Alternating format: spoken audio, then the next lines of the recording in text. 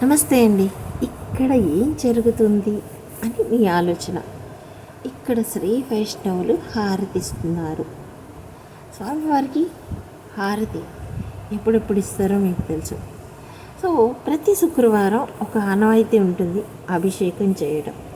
So morning సుప్రభాత సేవ అయిపోగానే స్వామివారికి పాలతో అభిషేకం చేస్తారు. ఆ తర్వాత పంచామృతాలతో పాలతో అభిషేకం అయిపోగానే స్వామివారిని నీట్గా కడిగేసి హారతిస్తారు. మళ్ళీ ఒక్కొక్క అమృతం అంటే పెరుగు, పాలు, వెన్న, నెయ్యి, తేనె ఇటువంటి వాటన్నిటిని తోటి స్వామివారికి అభిషేకం, పసుపు, కుంకుమ ఇలాగా ప్రతి ఒక్కదాంతో స్వామివారికి అభిషేకం చేసిన తర్వాత అప్పుడు కొన్ని పూలమాలలు వేసి ఇలా హారతిస్తారనమాట. ఈ నల్లరాతి బండతో చేసినటువంటి ఈ విగ్రహాన్ని చాలా చక్కగా పెయింటింగ్ వేశారు లోకేష్ గారు. చాలా అద్భుతంగా ఉంది.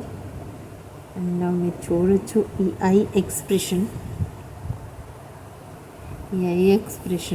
ఆ స్టోన్ కార్వింగ్స్ వీటన్నిటినీ కూడా ఆయన తన బ్రష్ స్ట్రోక్స్తో చాలా బాగా గీశారు. అలాగే వక్షస్థలంలో మహాలక్ష్మి గారు ఉంటారు. శ్రీ మహాలక్ష్మి తల్లి ఉంటుంది. ఆ తల్లిని పసుపుతో అభిషేకిస్తూ ఉంటారంట.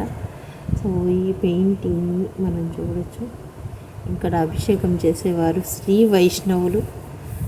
శ్రీ వైష్ణవుల గురించి నేను రివ్యూలో చెప్పడం జరిగింది. సో ఇదండి ఈరోజు రివ్యూ. చాలా అద్భుతంగా ఉంది కదా ఈ పెయింటింగ్.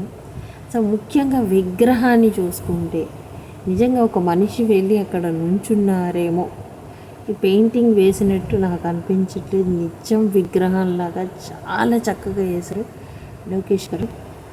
కంగ్రాచులేషన్స్ అండి. Anyway thank you so much. This is Anjali Das Kotapati. మళ్ళీ రేపు నేను లోకేష్ గారి ఒక అద్భుతమైన పెయింటింగ్ రివ్యూతో మేము ముందుకుంటాను. Thank you. This is Anjali Das Kotapati signing of.